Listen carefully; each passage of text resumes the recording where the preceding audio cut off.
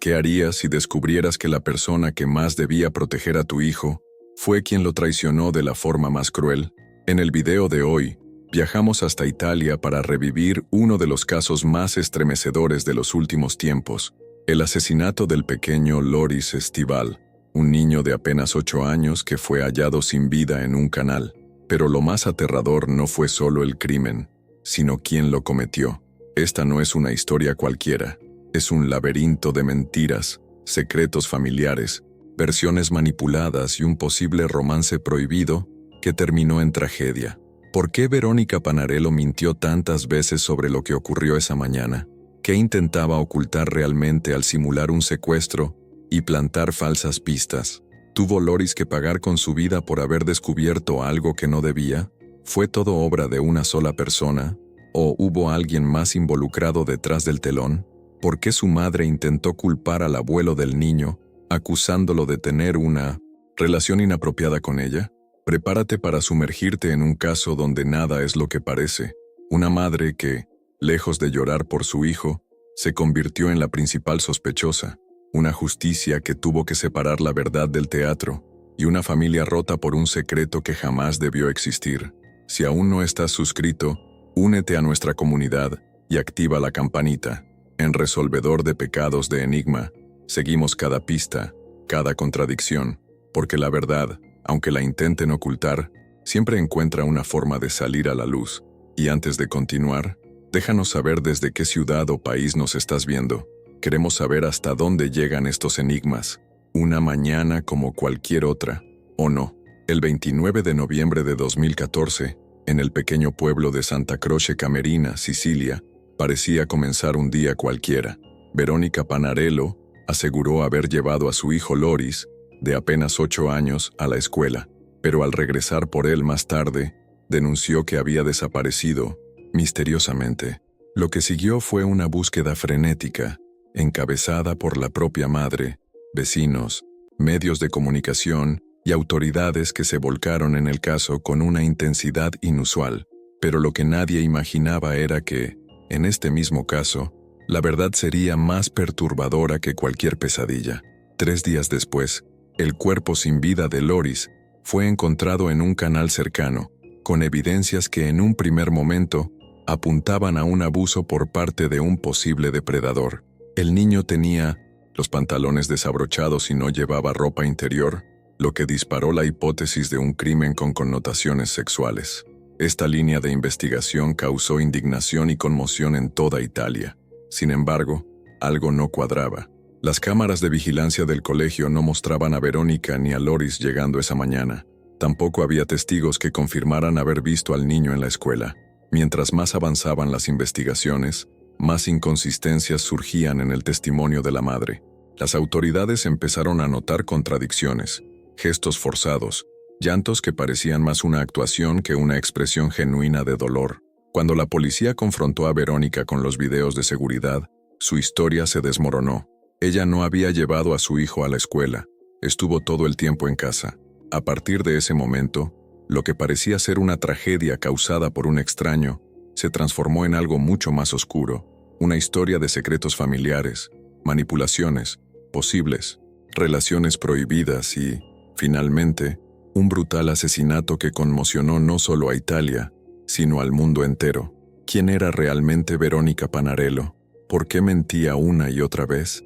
¿Qué clase de verdad tan aterradora trataba de ocultar? En este caso, cada respuesta parecía abrir nuevas preguntas aún más inquietantes. Y al centro de todo, un niño inocente que solo descubrió algo que nunca debió haber visto. La historia que nunca encajó. Desde el primer momento, los investigadores notaron que algo en la actitud de Verónica Panarello no era del todo natural. Las cámaras de vigilancia no mentían. Ni ella ni su hijo habían estado cerca del colegio aquel día. Y sin embargo, Verónica insistía. Decía que sí lo había dejado en la entrada, que luego fue a hacer sus actividades, que al regresar por él ya no estaba. Pero cuando la policía confrontó esos detalles con pruebas concretas, Verónica simplemente cambiaba de versión. Así comenzó un patrón que se repetiría a lo largo de toda la investigación. Una sucesión de mentiras calculadas, frías, casi teatrales. Los fiscales, el procurador Carmelo Petralia y el sustituto Marco Rota no tardaron en trazar el perfil psicológico de una mujer que no solo manipulaba la verdad, mas también parecía no tener límites para defender su aversión. Según ellos, Verónica era egocéntrica, mentirosa compulsiva y manipuladora. Su defensa intentó alegar desequilibrio mental, argumentando que Verónica había intentado suicidarse en el pasado y había inventado episodios de abusos sexuales que nunca pudieron ser comprobados. Pero los peritos forenses dejaron claro, ella estaba plenamente consciente de sus actos. No presentaba alteraciones mentales graves, no tenía pérdida de memoria, y su capacidad de atención, análisis y discurso era perfectamente funcional. Lo que sí evidenciaban los expertos era un profundo desajuste en su personalidad, una mente disarmónica, capaz de mentir con naturalidad, incluso frente a un tribunal. Con el avance de Mienosin, la investigación, emergió una verdad escalofriante. El pequeño Loris había sido asesinado dentro de su propia casa, estrangulado con una brida plástica por su propia madre. El motivo parecía aún más turbio. Verónica habría cometido el crimen después de que su hijo descubriera que ella mantenía una relación secreta con su propio suegro, el abuelo paterno de Loris, Andrea Estival. Verónica llegó a acusar al abuelo directamente. Dijo que él la obligó a guardar silencio, que fue cómplice del asesinato y que Loris los habría sorprendido en una relación sexual, amenazando con contarle todo a su padre. Pero estas afirmaciones no encontraron sustento probatorio alguno, ningún rastro, ninguna cámara, ningún testigo, ningún rastro de ADN o de presencia de Andrea Estival en la escena del crimen. Todo parecía indicar que se trataba de una estrategia desesperada para desviar la atención y repartir la culpa. La teoría de que Loris murió porque había descubierto un secreto familiar inconfesable se convirtió en la hipótesis central de la acusación. Pero incluso si Andrea no estuvo presente, el hecho más aterrador seguía firme.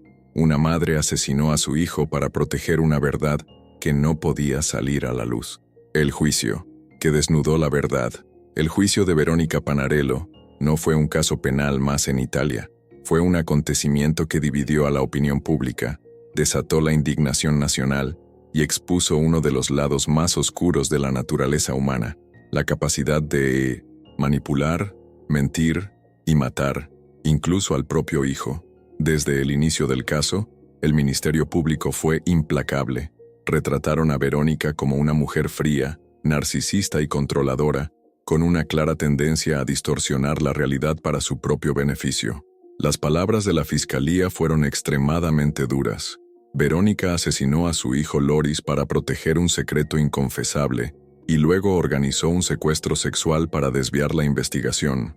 Durante el juicio, la defensa intentó varias estrategias: alegar trastornos mentales, presentar una versión de los hechos que afirmaba que el suegro Andrea Estival era el verdadero asesino, mencionar el abuso sexual del abuelo a su nieto, una relación sexual entre él y Verónica, e incluso la existencia de un teléfono celular oculto con videos comprometedores.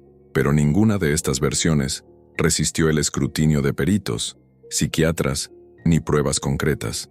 La fiscalía demostró que Loris no había sido asesinado con un cable eléctrico, como Verónica acusó a Andrea, sino con un banda, una abrazadera de plástico usada para asegurar cables, encontrada en casa.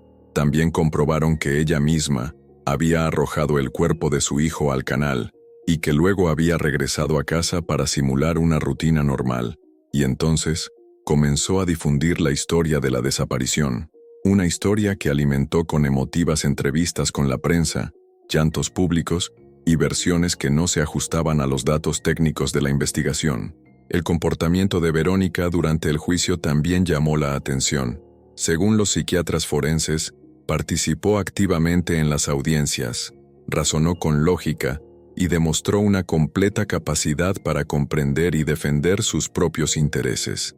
En otras palabras, estaba plenamente consciente de todo. Los fiscales destacaron un patrón siniestro. Con cada avance en la investigación, Verónica cambiaba su versión.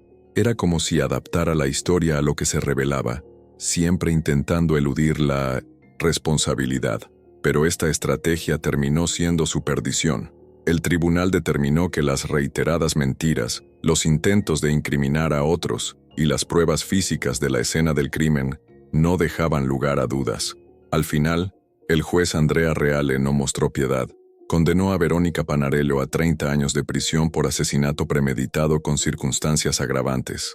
Una sentencia severa que refleja la gravedad del delito y la crueldad del acto. Pero para muchos, ni siquiera 30 años bastarían para reparar el daño, las mentiras de Verónica y los secretos de su familia. No solo fue la investigación oficial la que presentó a Verónica Panarello como una mujer capaz de mentir sin remordimientos.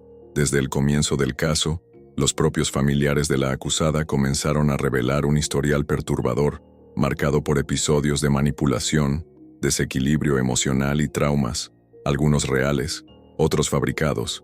La hermana de Verónica, Antonella, prestó declaraciones contundentes. No me sorprendería si supiera que la falta de ropa interior en el cuerpo de Loris fue un montaje, una forma más de encubrir lo que en realidad pasó. Esta declaración no fue casual. Según Antonella, Verónica ya había mentido en el pasado sobre haber sido víctima de agresión sexual, acusaciones que luego fueron desmentidas. De hecho, sus familiares informaron que había fingido 2 intentos de suicidio por razones que consideraban inútiles, todo en busca de atención o manipulación, y, por si fuera poco, la propia madre de Verónica la describió como una joven problemática e inestable. Durante el juicio, se enfrentó a la existencia de un teléfono celular secreto que habría sido ocultado por Verónica y que contendría fotografías y vídeos que comprometen la imagen de Loris. Ese teléfono nunca fue localizado por las autoridades, pero el mero hecho de que ella admitiera haberlo escondido ha arrojado aún más sombras sobre su credibilidad. La defensa, intentando encontrar cualquier elemento que pudiera atenuar la pena, sugirió que Verónica padecía algún trastorno mental, pero los psiquiatras designados por el tribunal fueron claros. Tiene una personalidad inarmónica, pero es plenamente lúcida y es capaz de comprender sus actos. En otras palabras, no era locura, era frialdad. Durante los interrogatorios, Verónica Panarello demostró un profundo conocimiento de las estrategias de defensa. En lugar de colaborar con la verdad, optó por adaptar sus versiones a medida que avanzaba la investigación. Esto quedó patente en su relato final, donde volvió a incriminar a su suegro, Andrea Estival, diciendo que mató a Loris con un cable eléctrico porque el chico los había sorprendido teniendo sexo. Esta acusación no fue corroborada con ninguna prueba. Andrea negó rotundamente cualquier implicación con Verónica o con el crimen. Para los investigadores, era otra mentira desesperada, un último intento de culpar a alguien cercano, incluso si eso significaba destruir por completo a su propio suegro. En el tribunal, el comportamiento de Verónica osciló entre el dramatismo y momentos de aparente serenidad, pero ninguna lágrima, ningún colapso emocional, ninguna actuación pudo borrar las huellas que dejó. El tribunal italiano la reconoció, una mente fría, estratégica y peligrosa. El secreto inconfesable y la triste memoria de Loris Estival. Tenía solo 8 años. Era un niño inquieto, inteligente, cariñoso y, según todos los que lo conocían, muy apegado a su familia. Nadie imaginaba que aquel viernes 29 de noviembre de 2014 sería su último día de vida, mucho menos que su asesina fuera, precisamente, la persona que más debía protegerlo, su propia madre. La versión final que Verónica Panarello entregó al tribunal fue quizás la más macabra de todas. Afirmó que el niño fue asesinado por su abuelo, Andrea Estival, porque los descubrió manteniendo una relación sexual. Dijo que el pequeño amenazó con contárselo todo a su padre, y que, en lugar de enfrentar las consecuencias, el abuelo decidió callarlo para siempre. Pero como ya hemos visto, esta historia no se sostiene en ninguna prueba concreta, ninguna cámara, ningún testigo, ningún rastro coloca a Andrea Estival en la escena del crimen. Todo parece apuntar a que esta fue solo una última mentira desesperada, una más entre tantas. La fiscalía fue contundente. Verónica Panarello mató a su hijo para proteger un secreto inconfesable, no por enfermedad mental, no por impulso, sino por frialdad y cálculo. Lo planeó, lo ejecutó y luego intentó engañar a todo un país. Y así fue como una madre, al verse expuesta por su propio hijo, eligió el silencio más cruel, el de la muerte. No lo castigó, no lo perdió en un descuido, lo estranguló con una abrazadera de plástico, lo desvistió parcialmente para simular un abuso y lo arrojó a un canal como si fuera basura. Todo, para proteger su imagen, o quizás, para proteger un amor prohibido.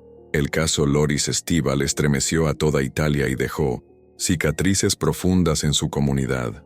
Hoy, su nombre vive en la memoria de quienes aún buscan justicia, de quienes no olvidan, y de quienes se niegan a aceptar que el amor maternal puede convertirse en una máscara tan peligrosa. ¿Qué harías si descubrieras que la persona que más amas es también tu peor amenaza? En el video de hoy, exploramos el horror detrás del caso de Loris Estival, un niño que no fue víctima del azar, ni de un monstruo desconocido, sino del monstruo que dormía bajo su mismo techo. Queremos conocer tu opinión. ¿Crees que Verónica actuó sola o que su versión sobre el abuelo oculta algo más? ¿Puede una madre realmente llegar tan lejos por proteger un secreto? No te pierdas ningún misterio. Suscríbete al canal Resolvedor de Pecados de Enigma. Activa la campanita y acompáñanos en las investigaciones más perturbadoras del mundo real, porque la verdad, por más oscura que sea, merece ser contada. Aviso importante: somos apenas creadores de contenido. Toda la información presentada aquí proviene de fuentes periodísticas y judiciales. Si tienes alguna solicitud o consideras que algo debe ser corregido, te invitamos a contactarnos directamente antes de tomar cualquier medida. Descansa en paz, Loris. Tu historia, aunque marcada por el dolor, jamás será olvidada.